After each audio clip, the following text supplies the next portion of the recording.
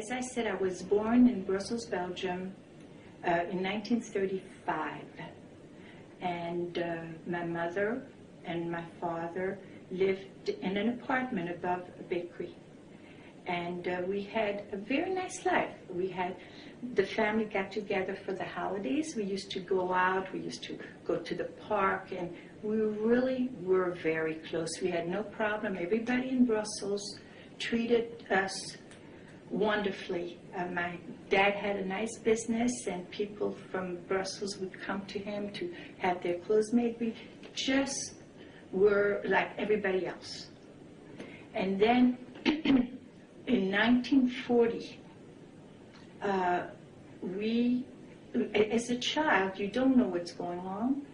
I was 5 years old, and we heard noises, so we opened the windows and we looked outside and we saw tanks, and we heard rumbling, and we heard the soldiers marching down the street, and I mean, it was loud. And from that day, my life changed totally, from that particular day.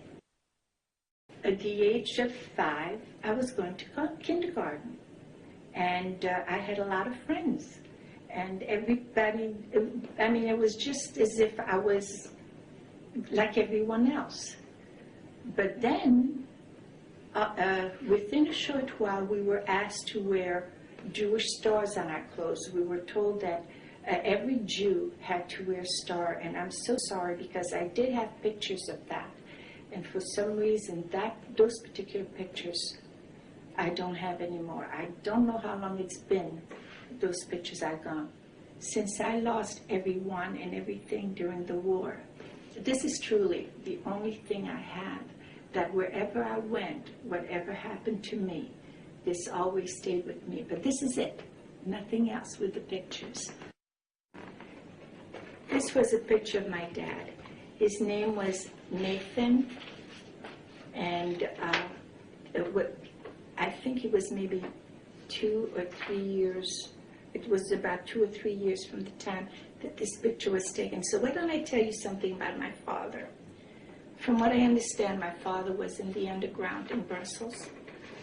And what they would do is they would smuggle arms to the Allies. And he thought nothing would ever happen to him.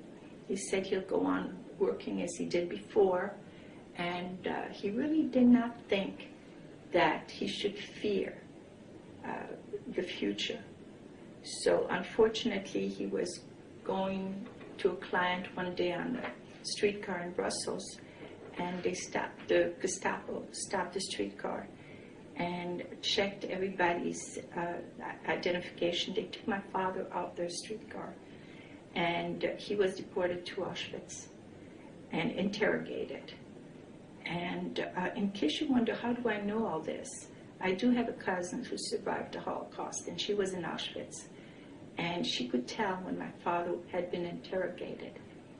And slowly, she realized that he was not coming out anymore, because they would allow him to go out in the yard for a short period of time, and then they would interrogate him again. So finally, she didn't see him again. So she knew that they probably, he was tortured too. He just did not survive. I'm going to be perfectly frank with you. My mom and dad, at the time of the war, were separated.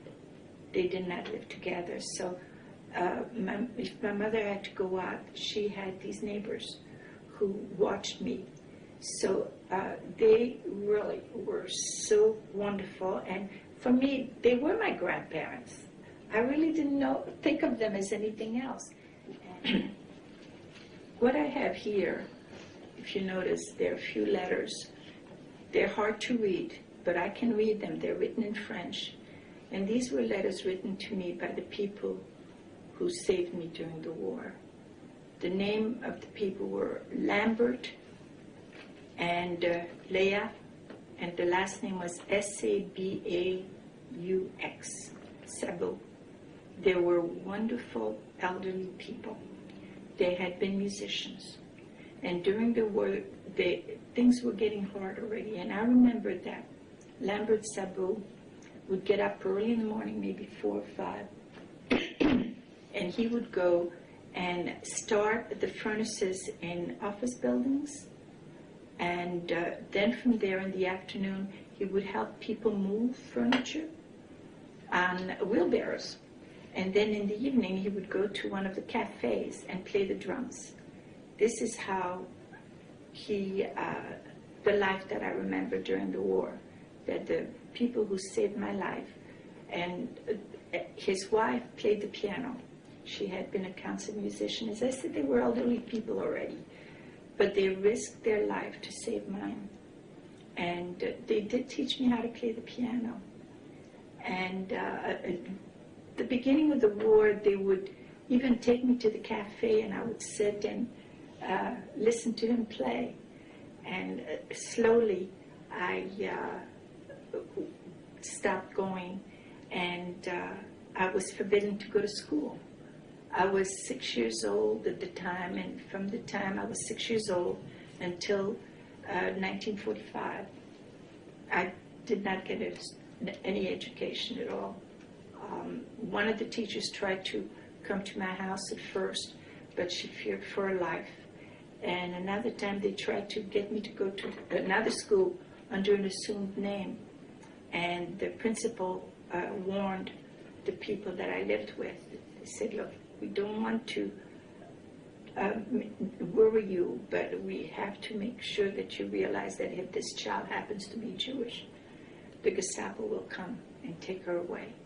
So they called in the middle of the day and gave a phony excuse, and they said that my mother had come to pick me up and I would be returning with her. So they didn't want to take the chance of having me go to school. And so during the whole war, a couple of times I even went to church. I learned my prayers in French. And they really, really were wonderful people. When the Gestapo was in the area, because I don't know if you were aware, but they would go door to door. And if they found any Jewish people hiding or anything, they would pull them out and drag them away. And a couple of times they heard that they were in the area. So they sneaked me out of the house and took me to another town. One in particular was called Liège, Liege, and I would stay at, it was more like a suburb, while Brussels was more like a city. And so they felt that I was safer there. And then when they knew that the Gestapo was gone, they would bring me back. And one time, as a matter of fact, they heard the Gestapo at the door, knocking. And she fumbled with her keys and said, I can't open the door, I just can't open the door. And they said that they would be back. And they never did come back, because I am sure I wouldn't be here to tell you my story had they come back. I would say quite a few times we could hear the bombs up the street, down the street, wake up and find homes destroyed. But through it all, these people would still keep me safe, and they would do whatever they could to make sure that nothing would happen to me. This is one of the last pictures I took when I was going to school. This was taken in 1941, because I can see the 41 in the back, and I'm the one with the pants. Remember I told you that my dad used to make clothes? I was so embarrassed. All the children were wearing little dresses, and my father did not want me to be cold. So I think I was the first girl wearing pants in Belgium.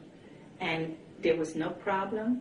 At that time, I was accepted just as all the other children. Here's another picture of me in a park. And there's I did get a chance to go back to Belgium a few years back, and the park is still there. And I recognized it right away. I even recognized the home where I lived with my mother I recognized so much, and it was still there. Now, a few years ago, I went to the place where my husband and I went on our honeymoon. That place is gone, but the place where I lived when I was a baby, that place is still there. But of course, that's America, right? Now I'm going to tell you a story about the third cousin. This is Nina. And Nina survived the Holocaust, but she was taken to Auschwitz. She was already close to 21, and when they took her away, and she told me the story prior to the time that she was taken away. She told me that she, of course, could not get a job. She, being Jewish, she was forbidden to work. And she refused to stay home and do nothing while she knew the whole family was involved in the underground. So she said, either you let me do something, or else I might as well turn myself in, because I'm just not going to stay home.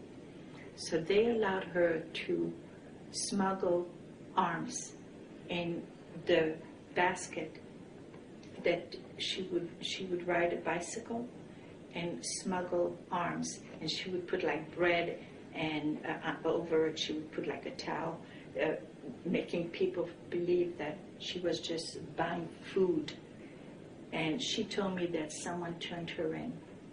So she was stopped and she was taken to Auschwitz as well. And she's the one who told me that she would see my father, and he was the one that gave her hope to survive. I want to tell you something about my cousin Betty. As I mentioned to you, I am not bitter. I do not hate, but she's bitter, and she hates. And she cannot understand why I don't.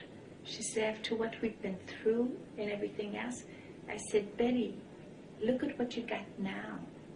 You have a beautiful family, you have children. You live in a country that is more or less in peace right now. You have so much to be thankful for. Don't be bitter.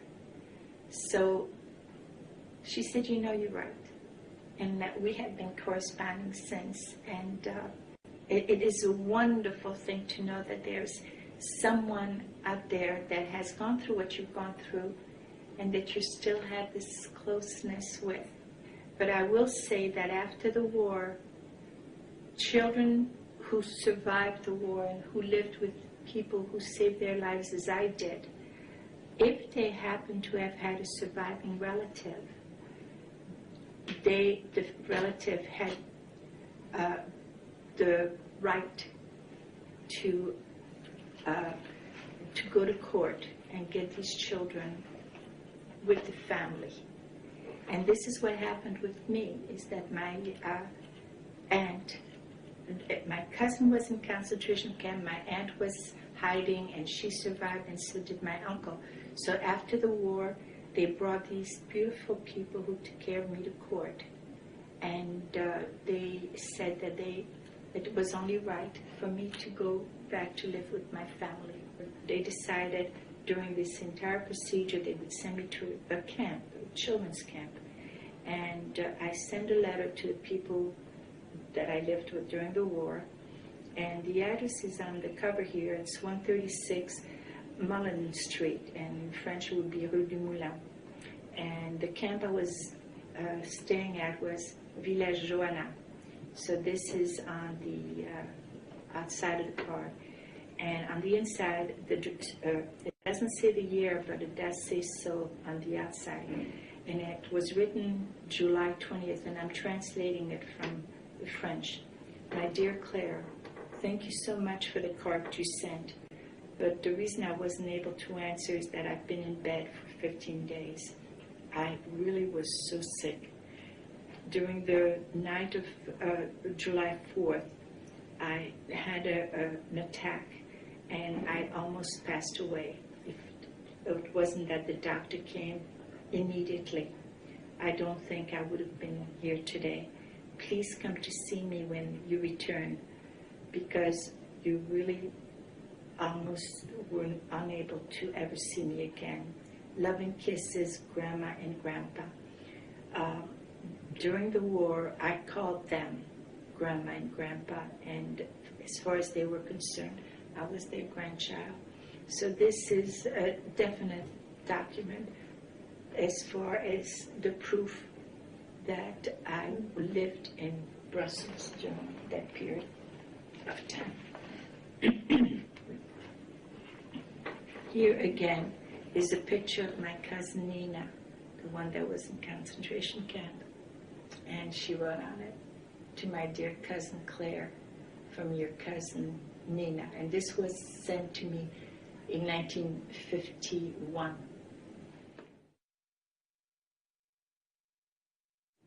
As I mentioned to you, the life I had in Brussels was hard.